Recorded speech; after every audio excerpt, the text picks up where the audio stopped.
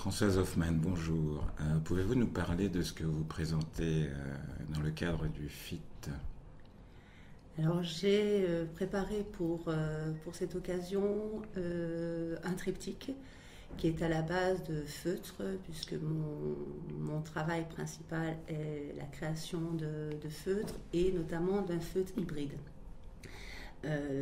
Qui correspond à l'amalgame de textiles qui sont à l'intérieur de la matière de la laine, qui sont hybridés, donc mariés lors de la création de ces textiles. Principalement, j'ai travaillé sur ce thème de la métamorphose en incluant un travail photographique dans ces grandes tentures. Donc, ce triptyque est composé de 2 tentures et d'un manteau. Et pourquoi le feutre? Pourquoi le feutre? C'est un matériau que j'ai découvert il y a quelques années au musée du feutre de Chazelles-sur-Lyon, qui avait organisé une exposition sur justement ce feutre traditionnel de laine. Et cette matière, parfois on cherche son support de création, son support artistique. Et cette matière remplissait finalement les critères dont j'avais besoin à cette époque. Et j'ai développé ce travail justement sur la matière au départ, parce que c'est le matériau le plus ancien de l'humanité. Donc on peut toucher à l'historique et à la fois le tirer vers des formes très contemporaines. Justement, ce qu'on note dans votre travail, c'est qu'il est plus plasticien, entre guillemets, que strictement textile. C'est-à-dire, l'habillement n'est pas votre première cible. Non, c'est ce qu'on peut transmettre, c'est finalement des outils. De la même façon que le feutre est mon outil de travail, la photo devient aussi un outil de travail, et c'est cette façon de pouvoir hybrider toutes ces techniques et d'essayer de leur trouver de nouveaux supports. Là, ces projections de photos, c'est un dérivé de la photo. La base, il y a tout un travail photographique qui est fait, qui a un sens, qui est lié effectivement à ce pourquoi j'ai fait ces photos dans ce travail avec cette ville de Mouzon, qui est le berceau du feutre. Donc on est aussi dans un travail de mise en abîme. Je photographie une usine de feutre qui est du feutre industriel qui commence à tomber en décrépitude. Je le réinvestis pour le travailler dans un feutre, mais un feutre artisanal, un feutre manuel qui est fait dans un atelier et qui n'est pas fait non plus pour être reproductible sur de grandes quantités. Vous êtes dans la pièce unique? Je travaille sur de la pièce unique, oui. Sur une idée qui va répondre. Finalement, je convoque tous ces supports de travail pour répondre à une interrogation d'un moment.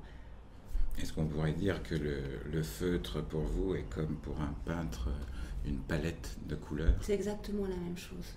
C'est exactement le même... Enfin, je le vois comme ça. Après, c'est de la même façon, quand je fais un vêtement, il est aussi de la même façon qu'un sculpteur va aborder une pièce, puisque ce matériau, qui a des potentiels qui sont très larges, permettent aussi de travailler sans couture. Donc toutes les créations, tous les vêtements sont des pièces qui sont sans aucune couture. Donc c'est un travail de moulage.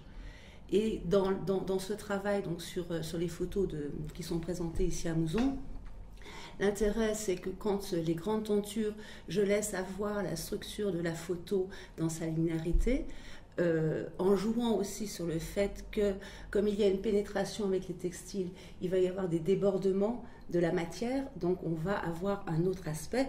On n'a pas du tout... c'est une photo, mais ce n'est plus une photo qu'on voit. Elle a été transformée aussi. Donc c'est vrai qu'on revient à quelque chose de très graphique. Et quand je travaille après pour construire un vêtement, ça ne m'intéresse pas de plaquer l'image sur un vêtement et d'avoir soit l'image dans le dos, soit l'image devant, ce qu'on voit d'une façon assez classique. C'est de prendre cette image et de la déstructurer et de la remonter pour jouer sur les lumières, de se dire à tel endroit, quelle va être la luminosité de ce vêtement. qu'est-ce qu'on va voir en premier, qu'est-ce que j'ai envie que les gens perçoivent. Et ce dont je m'aperçois le plus quand je travaille sur un vêtement, c'est que je travaille sur le dos principalement, parce que je trouve que finalement, c'est ça, c'est quand on peut se retourner sur quelque chose. Et c'est ce qu'on laisse avoir, et c'est cette trace qu'on laisse. Et cette manière de mise en abîme participe de la métamorphose, Oui. Parce que votre photographie n'est plus vraiment une photographie. Oui. Votre feutre est hybride. Oui. Quel est votre sentiment sur la notion de métamorphose? C'est cette transformation, c'est mon sentiment sur cette notion de métamorphose, de même que cette usine n'est plus une usine, que les choses passent et se transforment, et qu'est-ce qu'on en fait, et quel est le regard que l'on porte sur cette transformation, finalement sur cette forme inéluctable du mouvement. Donc la trace, puisque vous vous intéressez au dos. Le dos, c'est ce qu'on voit quand les gens passent. L'usine dont vous parlez de Mouzon est une usine qui n'existe plus en tant que telle. Et on peut même dire que le feutre que vous nous présentez n'a plus rien à voir avec le feutre néolithique, non. Néolithique. Oui, c'est trouver son chemin, effectivement. Donc c'est aussi la trace dans le passé, mais c'est aussi quelle trace on se crée. Comment on avance et comment avec ces matériaux justement ancestraux, on peut continuer à tracer son propre univers, son propre chemin. Et qu'est-ce qu'on propose suivant les propositions qui nous sont faites et suivant le regard que l'on va porter sur telle et telle situation, que ce soit une situation purement banale du quotidien ou que ce soit une situation beaucoup plus qui nécessite des investissements humains plus importants. Et quel est votre rapport, si vous en avez un, à l'industrie? J'ai très peu de rapport à l'industrie.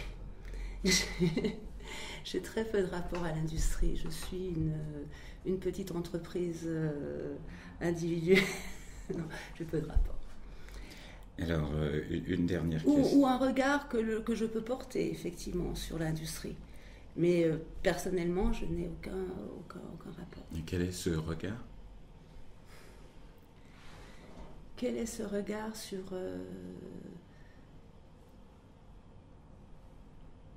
le déterminer comme ça, je n'ai pas... C'est un peu une façon de fonctionner à contre-courant sur une forme de reproductibilité des choses, sur une forme de quantité, à être complètement à l'opposé de ce système-là. Vous considérez comme une artisane ou comme une artiste? Est-ce que vous voyez une frontière entre ces deux termes? Oui, la frontière, je la vois parce qu'elle est déterminée. Je pense qu'on vit dans un monde qui est un monde de clivage. Moi, j'ai toujours détesté ces clivages. Donc, personnellement, je ne la vois pas, mais elle est effectivement présente. Je me considère, c'est toujours difficile de se dire qu'on se considère comme une artiste. C'est pas à nous de dire les choses. C'est plutôt le regard des autres qui construit c'est le regard sur notre travail qui est plus important. Nous, on se contente d'exister au mieux qu'on peut. Alors, une dernière question, est-ce qu'il y a un projet, un rêve concret que vous n'avez pas encore réalisé mais que vous avez en tête? Je crois que le projet, ça va toujours dans l'ouverture. C'est ouvrir ses yeux sur le monde et effectivement aller... oui, c'est plus issu de l'ordre du voyage. C'est vrai que vous disiez que je suis lyonnaise. Déjà, je ne me sens pas lyonnaise on vit à un endroit, on a un camp de base. Et le but maintenant est vraiment de montrer mon travail le plus largement possible. Et en termes de réalisation concrète, vous n'avez pas quelque chose qui vous titille depuis longtemps et que vous n'avez pas encore pu réaliser? Voyons un peu le regard, le travail sur l'eau. Mais je ne sais pas encore quelle forme ça peut prendre. Et ça peut être très vaste parce que ça peut être tous les bords, Ça peut être, mais c'est toujours un rapport plus, c'est toujours détourné. C'est aller chercher les couleurs des conteneurs dans les ports, c'est aller chercher ce regard-là. Après, ce travail se construit, mais se construit aussi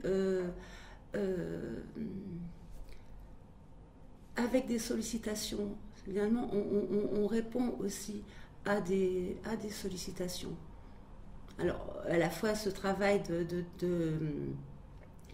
je crois qu'il y a un moment, quand on est me semble-t-il, dans un parcours de recherche, ça procède par étapes. Donc il y a les étapes de découverte, qu'est-ce qu'on peut faire avec ce matériau, voilà, où on peut aller, qu'est-ce qu'on peut inventer. Et tout ça, c'est un travail qui est en pure autonomie et qui se fait à notre insu finalement. Bon, c'est une force de travail qu'on met au service de ces idées et d'une matière que l'on va s'approprier. Après, il y a un moment où l'extérieur a besoin de réintégrer, c'est-à-dire qu'on a besoin de se nourrir. Et donc, se nourrir, c'est aussi aller voir ailleurs ce qui se passe, ne pas s'isoler dans les ateliers, parce que finalement, mon travail principal, c'est mon atelier. Et là, le besoin, l'envie, c'est d'ouvrir. Qu'est-ce qui va sortir de ça ? Je ne le sais pas, puisque c'est work in progress. Mais la réponse à la question est là, c'est dans l'ouverture. Les choses ne sont pas arrêtées, les choses ne sont pas figées. Bien, merci d'avoir répondu à notre sollicitation et j'espère que vous nous autoriserez à utiliser ces images dans le cadre des différentes activités du FIT. Très bien, merci. Merci à vous.